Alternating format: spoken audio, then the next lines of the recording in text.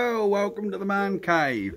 And today, what a beautiful day it is. Bit too warm, 34 degrees out here at the minute. As you can see, it's very sunny, very warm and very pleasant. Now in here, if you've kept check on my YouTube, you'll notice about a month ago I put electronic ignition on this. That's 3 weeks, a month ago. I fit an electronic distributor in, and I had to put a temporary wire in because my wiring fitting was wrong. I put a temporary wire in and did check it when it was parked over there behind the trailer. And yeah, today I've just fitted a new wire. I know it was only a simple thing, but it was getting round to it time. So it hasn't been, I started up about 3 weeks ago to bring it in here. So what we're going to do now is actually see what she's like when she starts on the new electronic ignition. She always did start quite well, but always quite lumpy. So I've now tidied the leads the best I can. HT leads are absolutely horrible to get neat, but the HT leads are tidied. The new electronic distributor is in there. The new coil, electronic coil, sits in there, and the blue and white wire is the new wire I've just put in. Everything else, we've still got the original automatic choke, original carbs. Yes, it's dirty, it's filthy, it lives in this garage, but the thing is, there's no real door on the garage and it does get very dusty. So what we're going to do, I've got the key in my pocket, so we're going to see how she starts with the electronic ignition. So put the key in. Clock is going.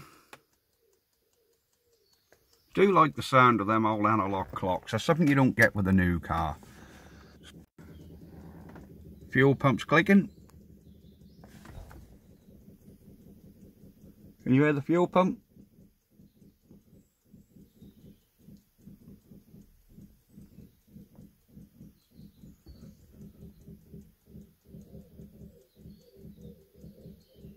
Right, I think the carbs are about full, so we aren't going to touch the pedals, no throttle. We'll just see what happens. I'll go out the windscreen. Oh, look at that. 3 weeks and it just started. First flick of the key, look. Honestly, I've had 4-year-old cars that don't start as well. And by God, it's running smoother cold than it ever has. I don't think it's ever run that smooth cold since I've had it. Certainly never did on points and condenser. That is unbelievable.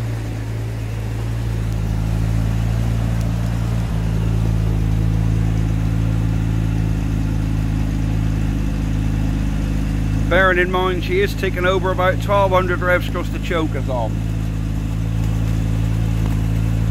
There's a pigeon going mad in the tree above me.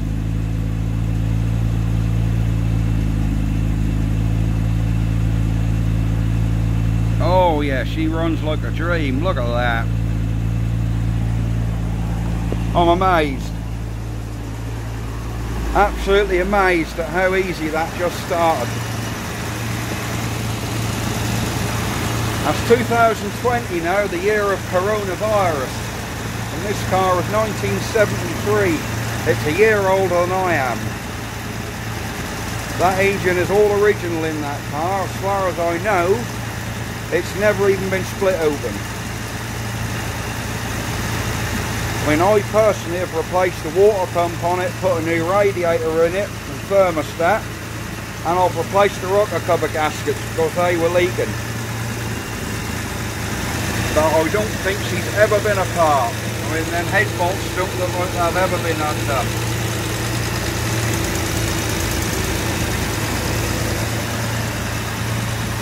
So let's wait till she go off choke. We'll hear the engine note change when she does. But that is running so smooth. There you go, choke's just gone off. Oh, look at that. Brilliant. Oh yeah, she's running fabulously now. Absolutely fabulous. She might go a bit lower than that. What's she revving now? She's about 750. Yeah, just about 750. Give her a little rev.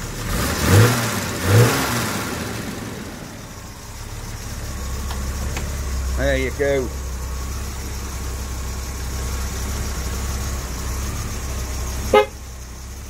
That's the horn.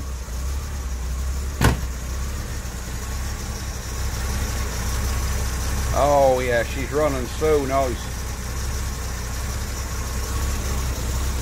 Yeah, we're about 650 RPM now, so that's about where she needs to be. Any higher and she clunks going into gear.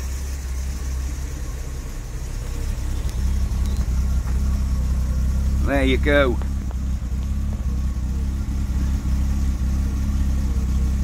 Pointless me telling you that's a 4.2 litre because you can see it on the boot.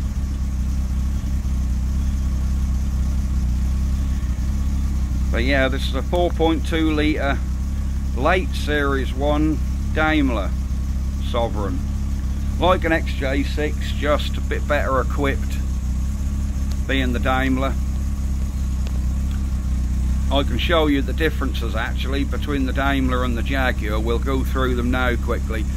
You can tell this is a late Series 1 because the rear lights are slightly different, and you've got the swan neck tailpipes. The early Series 1 had the pipes come straight out, but believe it or not, Jaguar were complaining with fumes getting back into the car, and by putting these slight swan neck pipes on, it eliminated the fumes, believe it or not.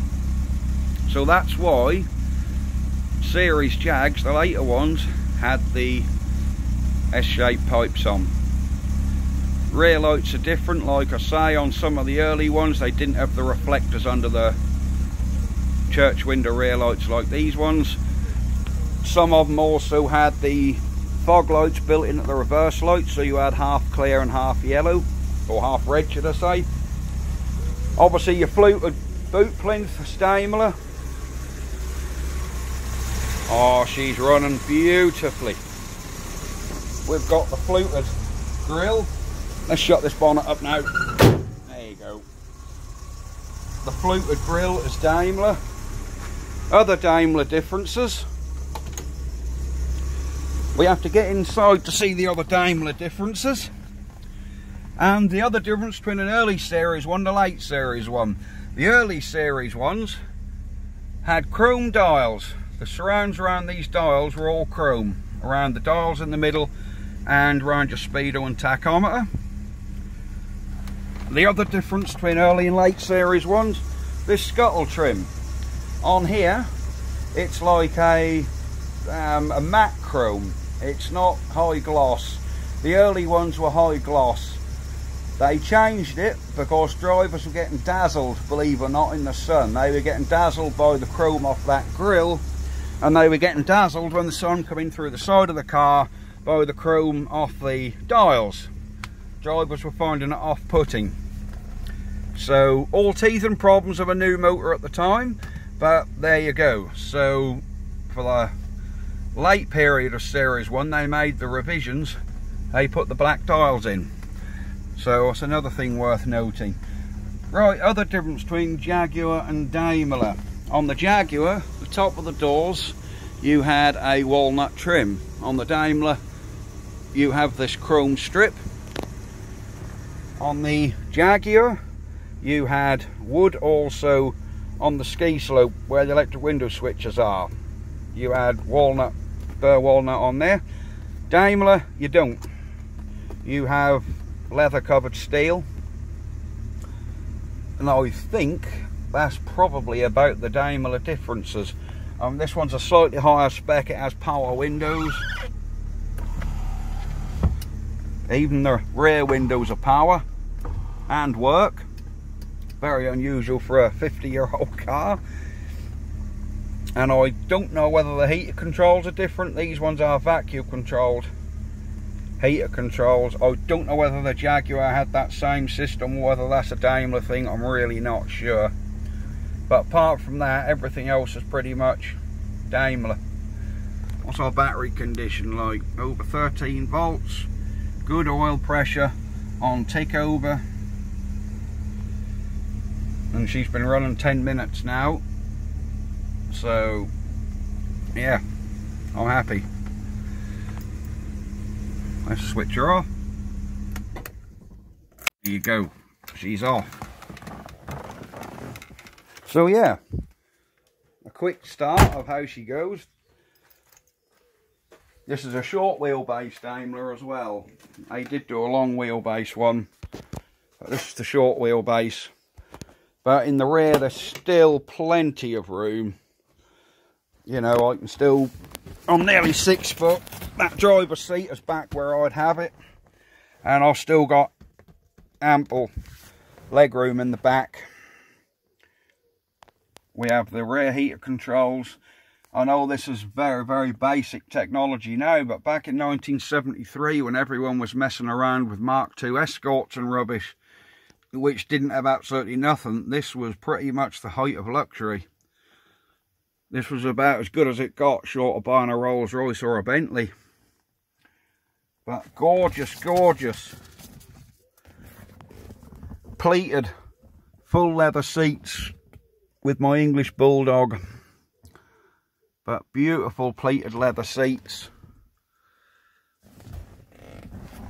But yeah, I'm looking for a pair of headrests to go in these front seats. If anybody's got a pair, I would be much appreciated of a pair of front headrests, because I would like some headrests in there. I have replaced the headliner. It may not look much now, but because it's bad light, but that is absolutely lovely. It's like an Alcantara, as you can see. I can leave patterns in it. It's like a velvet. It's padded. It's 4mm thick. It was quite expensive. I think I bought 4 square meters to do this, and it was about 80 quid. But it's beautiful, sort of pleated velvet stuff, 4mm thick, and it fitted an absolute treat. Just make sure you use expensive spray foam, spray glue. Don't be tempted to go to Screwfix and buy the cheap stuff at $3.50 a tin, because as soon as the sun gets on the roof, your headliner will fall. When I say that, the best. This is the cheap spray glue. I did fit a headliner in a Reliant Scimitar with this once, and the first time it was out in the sun, it started to sag, and by the end of the summer, the whole headliner had come down. This is the stuff you want to hold a headliner in. Trim fix adhesive. Like, again, it's not the cheapest, but it's a high temperature spray glue. And it's, you know, it's pretty much, it'll hold anything. It's very good. So yeah, vinyl roof, all original. Wheels and trims, all original. Even got the little chrome, you know, beads around the wheels and the trims. So yeah, I have painted this car because for you again that have followed my video, she did start to get a little bit of rust in the bottoms of the doors. She also she was looking a bit tired because an old boy had owned it, and she had a few sort of shallow scrapes and scratches, and the paint had gone dull. I did think, shall I keep it Survivor and just machine polish it up? But to be honest with you, I didn't like the bubbling on the bottoms of the doors, a little bit of rust. So I actually cut 1 inch off the bottoms of the outside skin of the door with an angle grinder. I just cut the bottoms of the skins off and then welded a new 1 inch wide strip of tin through the bottom of the doors.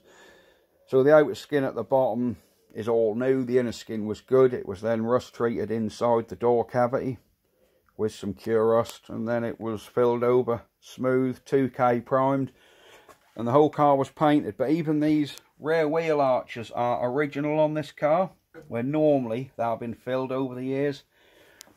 Underneath, all original. You have to excuse that black, that's just under seal. Front wheel arches also original, no filler in them. Around the headlights, another prone place to go on. There's no filler in them either. No filler on them. There's a little stone chip there. Did I get rid of that? I could have done when I sanded the car to paint it, but it added character. I left it, you know. It was like, it's a 50-year-old car. It shouldn't be perfect. It wasn't restored to be perfect. It was restored, yes. It wasn't restored to the extent where you're frightened to drive it. Where you think, yeah, I don't want to drive it.